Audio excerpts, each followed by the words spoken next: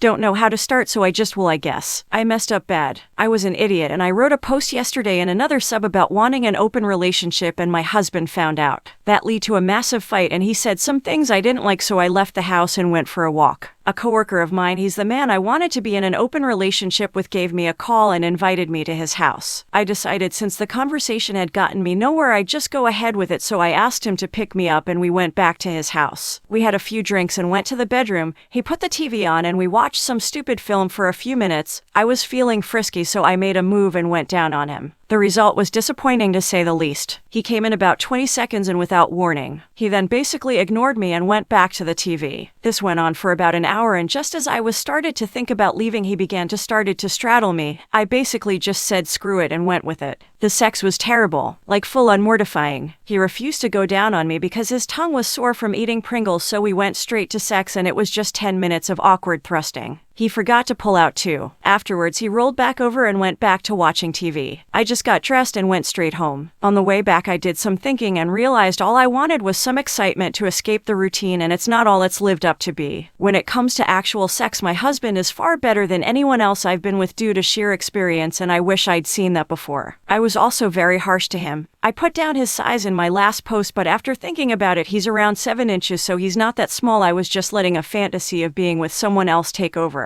When I got home, my husband was still in the kitchen. I tried to talk to him, but he just put headphones in and started to cook pasta. Eventually, he took them off and put the pasta in a bowl. I asked if I could have some, and he said he doesn't share and just ate it all. I was exhausted and emotional, so I just went to sleep. He woke me up about an hour later, and I thought he was trying to have sex or something, but instead he just took my duvet and threw me a towel before going into the living room and setting up to sleep. I got back to sleep after finding a rug. I tried to talk to him while he was on the couch, but he ignored me. I woke up early because it was cold and the heater was off in my room. That gave me some more time to think, and I realized how badly I messed up, and I need to work on being a better wife. I tried to talk to my husband all day. He's just unresponsive. I tried to make a move on him and he rejected me and left the room. He's never once done that before. He'd at least go down on me if he was too tired for sex, but today he was just completely disinterested in anything at all. I've noticed he hasn't eaten or drank anything today either. He just looked tired. I tried to sit him down and talk to him, but he just got up and left the house. I tried to call him, but it went to voicemail, so I texted him saying I loved him and for the sake of our marriage we need to talk soon. He texted me back saying this: I do not want a conversation nor a marriage with you any longer. I am going to be staying elsewhere until the new year. When I return, I expect you to be gone. This was my house before and I don't want you here anymore. I've contacted a lawyer and from now on we will communicate via her. I'm no longer using this number. I've made some calls and apparently my husband is staying at my sister's house. I'm concerned because she's attractive and single, and I know she's had a little crush on him for a while now. I have a feeling she's going to use this to try and make a move. I texted her and asked her what's going on, and she said she loves me, but she's not going to support me after what I did and that we shouldn't talk for a little while. I understand I messed up, but she's my sister and she's supposed to be there for me right now, not playing housewife to my husband. I have a friend who lives near my sister, and she told me that apparently my husband and sister were shopping together earlier and that she was acting like his girlfriend. I really don't know what to do about that, but I feel betrayed. I love my sister, but I hate her right now for what she's doing. I just hope my husband doesn't let her have her way with him. This has been a really long day and so much has happened, and I really don't know what to feel or do right now. I just want things to be normal again. Sorry for the essay, but I just wanted to vent a bit. I know I fucked up, but I never thought it would get this bad.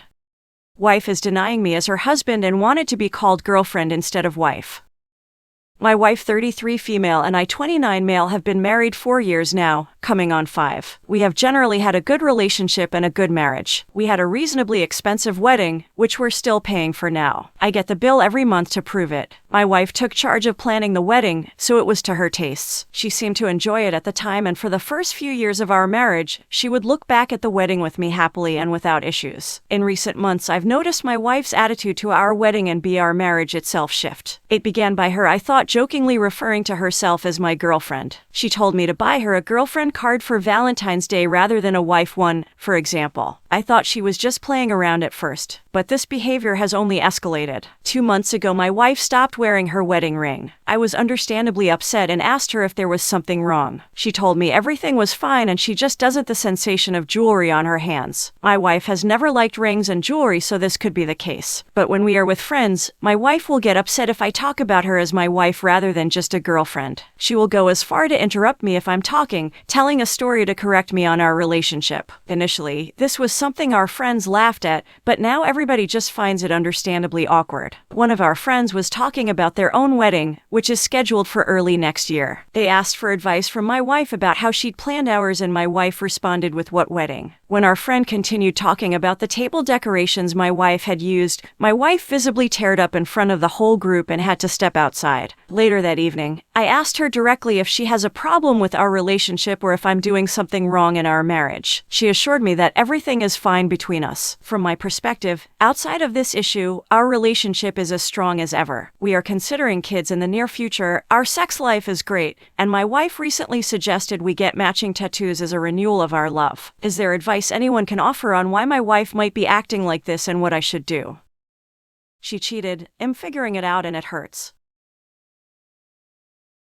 Hello everyone. I, 34 male, found my wife, 33 female, in our bed with another man. A little background. For the sake of my sanity, I will refer to wife as Ellie. My best friend's name is Omar. Not real names. Ellie and I met in college and hit it off right away. When we started dating, I was not really assertive. You could accurately say that it was her showing interest and desire in me that made me really begin to value myself and work past a ton of insecurities I used to deal with. I was just a hard-working, nerdy, smart dude, but had never had any real luck with women. To me, it was almost incredible that someone as smart and beautiful as her would show as much interest in me as I showed in her. We both have always been driven, which led to us separately building small businesses of our own by the time we graduated college. We moved in together after graduation and a year later married. We had, what I considered, a very strong marriage. We had weathered family tragedies, professional challenges, small and large disagreements, and always managed to work through everything, and I felt it always made us stronger. Ellie has always had a huge social circle that included a fair number of men, but I never thought too much about it as she never did anything that raised flags, since all social outings seemed to always be as a large mixed group, and I came to trust her closest friends. As our 10-year anniversary was coming up, I decided to bring up the topic of starting a family. Early on in the relationship we had together, decided to compromise on the size of our family. I wanted kids, she wanted none or at most one, so we agreed on having one. Now 10 years into our marriage, secure economically and thinking how healthy though our relationship was, I brought the topic up. I can't help but think me doing this may have started this whole chain of events. A little over 3 months ago, she tells me she is going out with her friends to have some fun. She basically told me she needed to unwind as she was getting stressed about me asking about having kids again. That night she comes back at 4 a.m. Starting with that day, our bedroom goes completely dead. In our relationship, Ellie has always initiated as much as me. In fact, on average, I would say more often than me, and for rare periods when we were dealing with traveling, I can't think of us ever going more than 5 days without some form of intimacy. She starts going out more, guarding her phone, avoiding me, all this stuff I had never seen from her before. After about 4 weeks of this, I talk to Omar, my best friend, and he points me to Reddit and I start reading. Eventually, I decide I need to do something about this as it's beginning to put me in a bad mood. I don't just want to trust her, I like to trusting my wife, I need to trust her. Well, needless to say, I get my hands on her phone and check her calls and texts, feeling like a complete monster violating her privacy. Turns out that one of the people new to her social circle is an old high school flame from before we were together. The more I dug, the more I found. I think the fact I'd always trusted her completely made her complacent about hiding the affair better. I found out that during that party a month before, he had attended, and they spent all night catching up and ended up kissing, not even really hiding it from her whole group of friends, and then conveniently going to the bathroom at the same time. Up to this point, all I had felt has been this giant pit of anxiety in my stomach, a part of me trying to hold on to the image of the woman I thought I had married, a kind of self-delusion. But the anger and sadness start getting overwhelming, made worse by the fact that she seems oblivious to my sudden indifference. She didn't notice I had stopped making romantic gestures. I felt like I was breaking inside. Finally, a month ago, I decided to catch them in the act, and I tell Ellie I am going to visit my cousin for the weekend. He lives 3 hours away, but instead I go stay with Omar, who has been helping me record and copy everything.